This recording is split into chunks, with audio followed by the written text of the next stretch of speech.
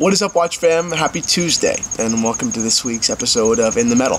I am Christian from Theo and Harris, and today I'm going to dive into the 6 new vintage additions to the watch shop at theoandharris.com, 4 of which are different variations of the classic Rolex Oyster formula. So let's dive in.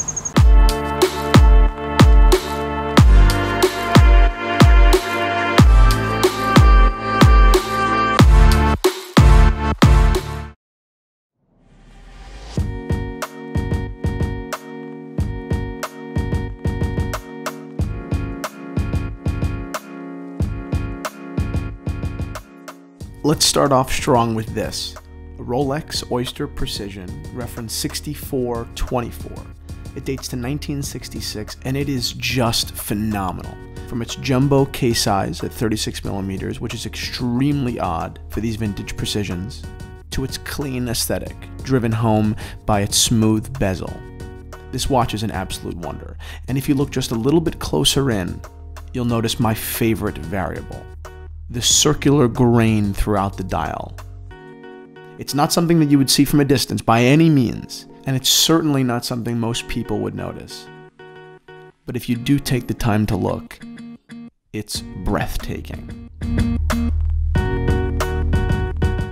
And how about this Vulcain? I mean, I just love it.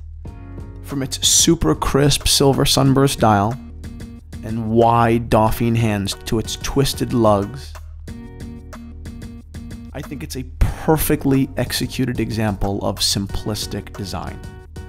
Throw in the fact that Vulcain represents some of the most value in the vintage world, and you start to realize you've really got a home run here.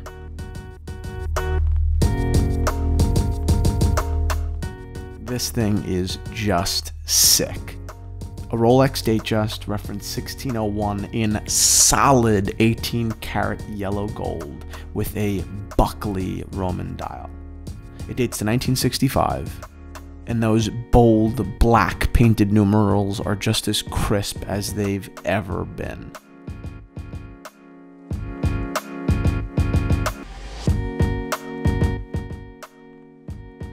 Staying in the precious metal Rolex vein, look at this.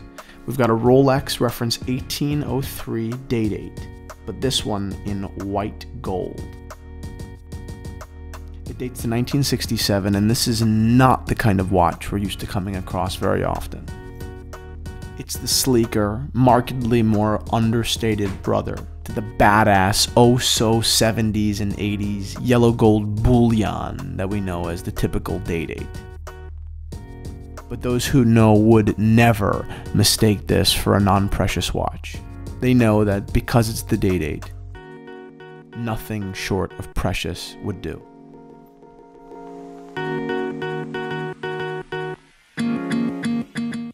And of course, to bring it all home, a Rolex reference 1601.